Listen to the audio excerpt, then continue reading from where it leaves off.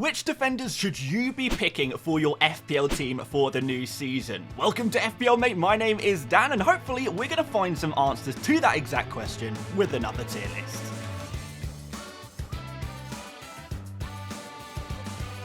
Okay guys, back to business. We are going to be looking through all of the most popular defenders for the new season, as well as looking at some differentials that I think you should really be keeping an eye on. Not too many people talking about these defenders, and I think they're worth considering in your team. We're going to put them into these 5 categories: top picks, great picks, solids, riskies, and avoids. I'm going to try and minimize the amount of players I put in the top pick category, and we're going to go through starting with the least popular, working our way up to the most popular, and finishing off with those differentials, guys. If you enjoyed this one, make sure you do drop a like, do subscribe as well if you're new around here. And if you haven't done already, the second episode of my brand new podcast is now up and available as well. So go check them out. Stick to FPL. I think you're going to enjoy them. Both podcasts really super relevant to everything you're thinking about FPL as well. On all platforms, you know, on Apple Podcasts, Spotify, YouTube, whatever. It's there for you guys. I've left a link in the description for that. Let's start off easy and we'll go with Taylor, who probably will start for Southampton, but the fixtures, I'm not 100% convinced that Southampton are going to do super well at the start of the season. I think there's better 4 million defenders to go for, but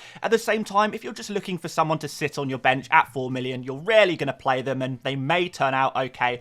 I guess he's solid, and he serves a purpose there. So Taylor there, yes, by the way, guys, he has moved from Burnley to Southampton. I know, crazy stuff, but he's still very much in the minds of FPL managers, clearly. Next up, Robinson. I think he is probably going to be a solid pick at 4.5 million, mostly because Fulham do have just amazing fixtures, and we know Robinson is a real nice assist machine as well. In terms of Fulham and their defensive numbers last season, they weren't amazing, but you hope that the great fixtures will make up for that. I'm not too worried about Sessegnon taking minutes from Robinson, because Robinson is considered one of Fulham's top players at the team, so I think he should still be solid, nailed on for those minutes, unlike our next pick, who is going to be Andy Robertson at Liverpool, and I think he is at best risky. I would even maybe move him to the avoid category. Now, if Robertson was fully fit, I think he would definitely be a player I'd be looking at right now, because Liverpool, another team with really good fixtures, and Robertson put up some really nice defensive, attacking numbers in one of the better defenses in the Premier League. Look, Liverpool, they're no Arsenal, they're no Man City, but still, they are one of the stronger defenses in the league, and I think Robertson is going to be able to continue to create, take a couple of set pieces, and be a useful FPL asset throughout the season. The question is he going to be available for Gameweek 1? Because right now, he is not fully fit. You know, he's just coming back into training now, doing some bits, but there's not long until the start of the season, so there is some risk there. Not sure I'd go there. Another risky pick is Dalot. I'm going to put him right here next to Robertson, and actually don't mind Man United's fixtures too much. I think they're okay, but going from last season, United were one of the weaker defenses in the entire league, and we could come up with various reasons to why that was. Was there just some problems in the dressing room? Were there some players missing? Well, yes, on both accounts, but can we trust that things will suddenly be different this season? Because, like I say, United were literally one of the worst defenses in the Premier League last season. So it's not a great amount of information that we have. I think we've got to be a bit cautious with our United defenders in particular. I think there is some potential in the forward positions and the midfield positions, but I think we've got to be careful here. So Dalot is got to be risky for me. Not really a player I'm looking to go for straight away. Another similar risky player is Cucurella. Made it all the way to the final at the Euro, so he is not like fully back in the Chelsea team right now. Again, another player who might not play Game Week 1, so you are taking a risk there. Also, I'm not sure I love Chelsea's fixtures. I know they look green on the FPL app/website, but when I was actually looking to crunch the numbers on the various teams and who they're playing against and how good these teams actually are, there are actually some kind of tough fixtures in there, some tougher away fixtures, and I think given that Maresca has actually said, you know, we are going to be a team that concedes goals and concedes chances. He said that in pre-season. I don't think anyone is expecting Chelsea to be one of the strongest, most solid defences this season. They're going to be more attack focused, and that might damage Cucurella a little bit, even assuming that he does start Game Week 1, even if we assume that some of the fixtures are good, which I don't know if they are. And by the way, guys, if you do want to check out who has the best fixtures from a slightly more objective point of view, where the numbers are crunched and we can actually see who is, you know, looking with genuinely really good fixtures and maybe some misleading looking fixtures as well, then do go check out the fixture ticker on the Fantasy Football Hub website. Guys, if you want to get your full Fantasy Football Hub subscription, you can get 50% off right now, and they will even give you your money back if you don't win your mini league. That's how confident they are that their tool set will help you to succeed. But really found their fixture ticker useful. Recommend you guys go check that out yourself. Van de Ven is going to be our first avoid of today. I just don't really like the Spurs defense, and even though they have a good opening couple of fixtures, there's no real attacking threat from Van de Ven. Typically, he's not going to be a regular goal scorer or assister. The defense is pretty weak. We know how Spurs play a very aggressive, bombastic form of football, which is great to watch, but doesn't really help us in FPL for our defenders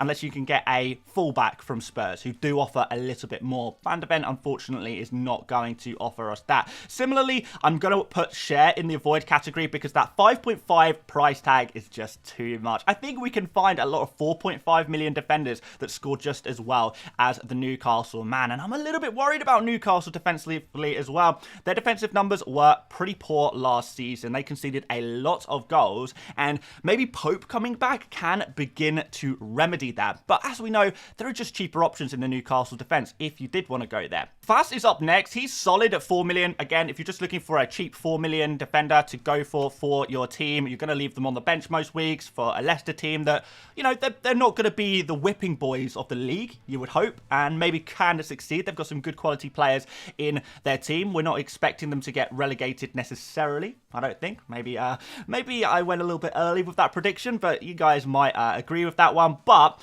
I just think, you know, at 4 million, you're not going to do too much better than this. There is another 4 million defender who we are going to talk about. There's another couple, actually. But Fast is solid. You know, if he's going to be last on your bench.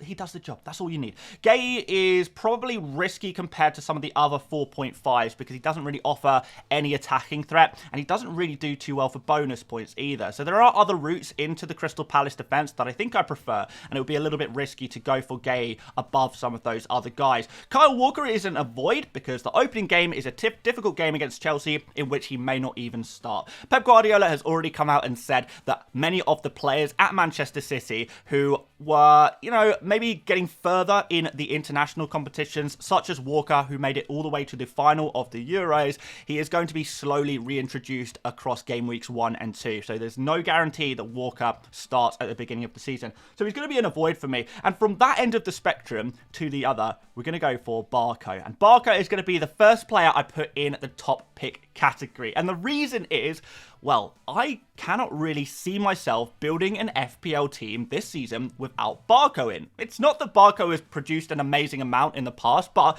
we know that he is a huge potential defender. He's going to be playing in the left back position where Estupinian is still injured and is going to be unavailable for the first few game weeks. And with Barco, you probably get some decent minutes from him at the start of the season. And if he doesn't get you any minutes, well, that's fine. He's a 4 million defender. He is going to be on your bench, presumably. So I don't think Barco is a top pick to start every game week, but to fill up your bench with a player that has decent amount of potential to go well. You know, Brighton are going to be a stronger defence than Leicester, Southampton, Ipswich, who have the majority of the other 4 million defenders. And you could get some attacking returns from him because he's, you know, he's a wing back rather than a centre back like many of the other 4 million defenders.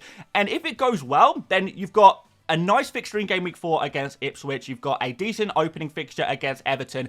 It could work out really, really well, and you've got nothing to lose. So, in my opinion, there's no real reason to not pick Barco. You know, he's a bench player. You know, if it goes well, amazing. If it doesn't, you've lost absolutely nothing. And it's not like he's so high owned either that he will drop in price, drop in value. I think he goes right there in the top pick category. And I'd love to hear from you guys. Is there any argument to not go for Barco? Because I know some people will say, well, maybe he doesn't start. Maybe Baleba starts at left back. Maybe Estupinian comes back in quicker than you thought. So what? He's a 4 million defender. It doesn't matter. Just leave him on your bench. That's what he's there for. Next up, Mikalenko, who I think is a great pick. You know, Everton putting up some of the best defensive numbers last season. They were the second best defence in the Premier League, joint with Man City, just behind Arsenal. Well, a little bit further. Quite far behind Arsenal, actually, but still. 4.5 million to get a nailed on left back from a real top defense like Everton is really nice. The one thing I would say is if you are picking Everton defenders, then be prepared to rotate them, because whilst they do have some really nice fixtures, they also do have some quite tough fixtures in the opening 4. In general, though, Mykolenko for the first 12 or so game weeks has some phenomenal fixtures consistently, and I think you're going to be wanting to play in most game weeks, but just feel available to rotate him. You know, bench him some weeks if the fixture really is kind of tough. But still, great pick for me. Really like that for value for money. Gabriel's going to be a great pick as well. I think the Arsenal defenders in general are going to be solid options. And even though the opening 5 fixtures have 3 really tough ones. I mean, Arsenal play Aston Villa away, Spurs away, and Man City there as well in the opening 5, which is going to be tough. But at the same time, Arsenal are so reliable defensively that they may be able to keep clean sheets even in those tougher games. So I do think they are great picks. I don't think they're quite top picks because of that difficult fixture run that they do see themselves with in these opening games. So can't put Arsenal defenders any higher than that. Later on in the season, they are going to be top picks. We know they are. But we're talking about Game Week 1. Who we're going to be picking. We're talking about value for money. Other defenders, similar price. Van Dijk, solid. I think it's solid. The fixtures are better for Liverpool, but the defence quality is significantly worse than an Arsenal. So I think that's why we drop Van Dijk below Gabriel in the tier list. But still, you know, there's nothing wrong with spending 6 million on a Van Dijk. He's going to pop up occasionally with an attacking return, a header. He's one of those players that if you pick, you put yourself in a position to be lucky. And that's one of the reasons I like him. Ben White is risky because at 0.5 more than the likes of Gabriel and Saliba, I don't know if he offers you enough more. You are taking a risk if you think that he is going to score significantly more points than the other defenders. So I don't think it's really worth spending that extra money. Same kind of situation with Branthwaite. Does he offer you more than Mykolenko? Probably not at 0.5 million more. Go for the cheaper guy. Trippier is risky at this point because we don't know about his future in the Newcastle United team. Is he going to be starting regularly given his increasing age? I mean, all of our ages are increasing, I'm not going to lie, but still, Trippier has also been rumoured out of the club as well. So is Livramento going to see some more minutes at the right back position?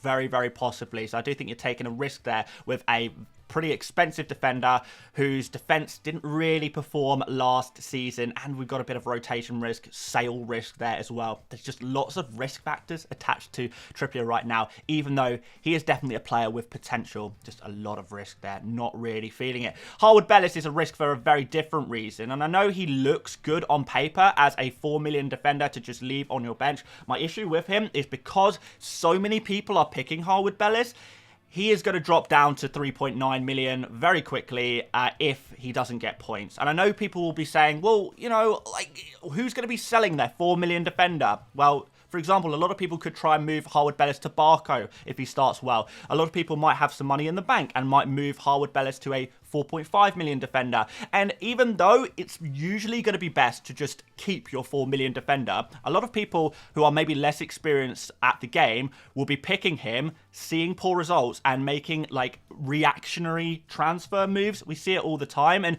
you know, I know a lot of you guys will say, who would do that? Like, come on. But remember, guys, not everyone is FPL nerds like us. So, yeah, we probably will see Harwood Bellis drop down to 3.9 million. I can see him being one of the first price drops of the season as people are disappointed, maybe have unrealistic expectations to what he can produce for as a Southampton defender. And yeah, like I say, are just reactionary. Concert, I think, is solid, but mostly because of the fixtures. Aston Villa have some really nice fixtures, but kind of similar to Robinson, the Aston Villa defence is not amazing. It's kind of like a mediocre to below mid-table defence when you look at all of the underlying numbers there. And actually, Martinez saved them a lot last season from conceding more goals, similar to Leno at Fulham, actually. The difference between Robinson and Konsa, maybe, though, is that Robinson offers more attacking threat. Konsa doesn't not really do too well for attacking threat or bonus points. You know, you're just going to be looking for clean sheets. And you might be looking for quite a lot there with an Ezri Konsa, particularly when you consider the second fixture is against Arsenal. So if he's a potential rotation option, I think he's solid, but can't put him as a great pick, unfortunately. Unlike Trent Alexander-Arnold, who for the opening part of the season looks really nice. You know, like another a team with great fixtures, slightly stronger defense than some of these other teams we've been talking about. You're going to have free kicks. You're going to have corners. You're going to have avenues to get points. So it's not just going to be about the clean sheets for Trent. Is he a season keeper? Probably not at 7 million. It's still a little expensive for a permanent fixture in your team. But if you're looking to wildcard reasonably early in the season and just want to get a player with a real high potential, then Trent is that guy. He's one of those players, kind of like Robertson, Pedro Porro, you know, these even the likes of Trippier to an extent, who, when they're on the pitch, offer really nice attacking potential. Take a lot of shots, create a lot for their teammates, or on set pieces. Lots of real advantages to a player like Trent. Dan Burn, kind of not quite the same. He's a centre-back or a left-back who doesn't attack. I think he is probably going to be solid.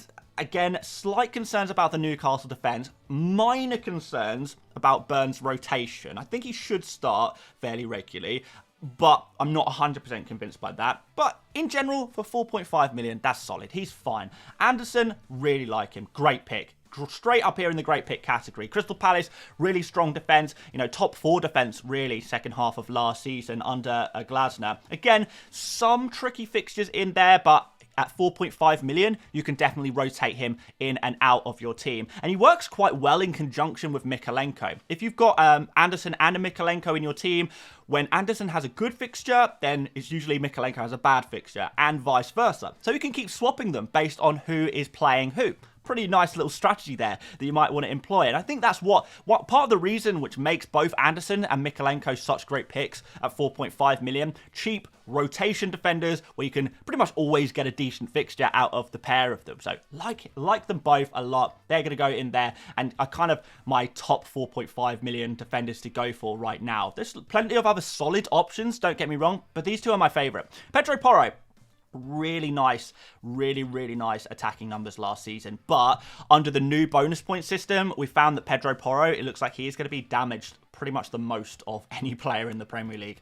Yeah, because Spurs concede goals, and if you concede goals under the new bonus point system, you are going to find it harder and harder to get bonus points, no matter how great you are in attack. And Pedro Porro will suffer with that. He's not the same as Trent, who can keep clean sheets a little bit more frequently than Spurs, who will often go 5, 6, 7 game weeks without conceding, well, without keeping a single clean sheet. That's problematic at 5.5 million, but there is attacking potential there. There is set-piece potential there as well if Maddison is not on the pitch. So I think he's still solid, kind of high risk, high reward, but not just straight up risky like some of the other players we've spoken about. Guardiola, another top pick like Guardiola. Difficult fixture against Chelsea to start the season, but I think he should be fairly nailed on with the likes of Stones and maybe Walker. Going to be seeing limited minutes at the start of the season. Guardiola, at the end of last season, showed that he could be the best attacking fullback in the world. Cancelo Mark II. Do you remember Cancelo in FPL? Guardiola became that and actually put up some of the best attacking numbers throughout the season, despite the fact that in the beginning of the season, he was playing as a centre-back. Again, all the stats, by the way, that I've been looking up for this video are through Fantasy Football Hub's Opta Stats tool. So another great tool that they have on there for you if you are interested. But Guardiola, I really do like this pick a lot. Chelsea's difficult, then 3 nice fixtures. After that is Arsenal in game week 5, which is kind of tough for City. But I think in general, having those 3 good fixtures and the attacking threat, even in the tougher fixtures, puts a player like Guardiola above a Gabriel and a Saliba for Arsenal. So I think you can go for Arsenal defenders if you want to, but I think Guardiola gives you something extra and has the better fixtures as well there. Speaking of Saliba, let's slap him straight next to Gabriel. Saliba will be doing better for bonus points typically. Gabriel will be doing better for attacking returns. So it's up to you. What do you want? Do you want the high upside, the slightly higher risk, higher reward, or do you prefer like the safe, consistent, minutes, clean sheets, and those bonus points on top of that? Although again, defenders are going to be damaged for bonus points this season, and maybe Saliba suffers from that. So I am leaning towards Gabriel at this moment, but we know Saliba is super reliable. And Saliba, by the way, guys, is actually the most popular defender in FPL right now, which means we are on to the differentials, guys. Yes, the players who are, I think they're worth talking about. So let's talk about them. First of all, Martinez. I'm going to put him in a similar situation to Dalot. Not sure I trust the Manchester United defence. However, the difference with Martinez is he's 4.5 million. You're not going to get attacking returns. You're probably not going to get bonus points. But if it works out, then, you know, you've got maybe some clean sheets for 4.5 million. But those defensive numbers for Manchester United aren't really thrilling me. But I wanted to include Martinez in this video because a lot of people are talking about him as an asset right now. Another player who is maybe being spoken about a little bit is Ait-Nouri, who I think is brilliant, but the fixtures for Wolves are dreadful. They have by far the worst fixtures of any team in the Premier League to start off the season. So he is going to be an avoid, despite the fact he is an interesting player worth talking about. Another player people are talking about is Maatsen. Let's throw him somewhere in the risky category. At 5 million, if he starts regularly in the Premier League, he could be a phenomenal asset because he, unlike Konsa, he has the great fixtures, but also great attacking potential because he's a very attacking left wing-back style player. The problem is with Maatsen is that there is competition for his place. There is Moreno, and also we've got Digne there still at the club. So who's going to be starting regularly, you know, particularly when we've got Champions League football coming up for Aston Villa? Is there going to be some rotation there? Very, very possibly. And Maatsen could quickly find himself at risk, even though he is a player with a decent amount of potential there. Which brings us to two differential players that I've handpicked out myself. They're not really dictated by who people seem to be talking about, but more who I actually really like as players, low-owned players. First of all, Lewis Dunk. I think he is definitely a solid pick at 4.5 million. Brighton probably a slightly better defence than the likes of Fulham and Aston Villa, particularly if they've got a more consistently fit squad, which is going to be really useful. And also some decent fixtures coming up, starting off with Everton, which is obviously, if you're a defender, Everton is a decent fixture. Dunk has a decent amount of attacking threat, actually putting up some of the better attacking numbers in the Premier League among defenders because he is that set-piece target man that is always looked for in the box, taking those shots. Little knock-ons as well can be really useful and different avenues to getting points. And if he can keep clean sheets in the good fixtures, add a couple of attacking returns because he does have more attacking threat than the likes of, you know, a Konsa or a Gehi at 4.5 million, I quite like this one. I do quite like this pick a lot. Not quite Anderson and Mikalenko levels, but still, I think he's a solid pick and well worth looking at, particularly if you can rotate him a little bit. Can you rotate him with a Mikalenko, maybe? A Robinson, maybe? There are different ways of doing that, and there's different 4.5 million defensive rotations that you can go for. Definitely a few that look pretty good. And our final player today is Daniel Munoz, and I know my name is Daniel, so there's no bias here, honestly, but I like this pick a lot. He is so attacking. He's basically like a striker, super advanced right wing back with some decent fixtures here and there for Crystal Palace where there's definitely some potential. Crystal Palace showing bags of form second half of last season, and Daniel Munoz as a new signing in January was a huge part of that. So this is a player to watch. Even at 5 million, I know it seems like a little bit more expensive than you might be willing to spend on a Crystal Palace defender, but I think it could be worth it. I compare someone like Daniel Munoz to a Pedro Porro. They probably have similar amounts of attacking threat, but when I look at Munoz, I see Crystal Palace as a stronger defence than a Spurs. So you save 0.5 million, you have a stronger defence, and I think you have a player with about the same attacking threat as well, particularly with Munoz. That goal threat, because he is in the box so much. It's not just about creating, it's also about taking shots himself. And that is going to be very, very useful. If you get a goal from a defender early on in the season, you're going to fly up the ranks. You really are. And hardly anyone is picking Munoz because they are kind of discouraged by his high price tag. I mean, I say high. 5 million, it's not too bad. So if you are happy to spend the extra 0.5, I think this is a really great defensive pick. But there we go, guys. That is the tier list. We haven't included too many players at the top of the list because I didn't want to overflow the top picks. But I still think there's several great picks to start off the season. There's loads. I mean, we've got 2 players in the top pick category. We've got 6 players in the great pick category. And if you can supplement these top picks and great picks with some of the solid players, then I think, you know, you're going to be on for an absolute winner, particularly if you can rotate your defenders a little bit on and off your bench. I think it could work well. But let me know what you think about the ordering of my tier list today. And if there's any other defenders we haven't spoken about today, let me know in the comments and we'll try and rate them as well. I'll make sure to reply to you guys' comments. And guys, make sure you drop a like. Do subscribe if you are new around here. Check out the podcast and the Fantasy Football Hub. Links in the description. You know the drill, guys. I'll see you on the next one. Bye-bye.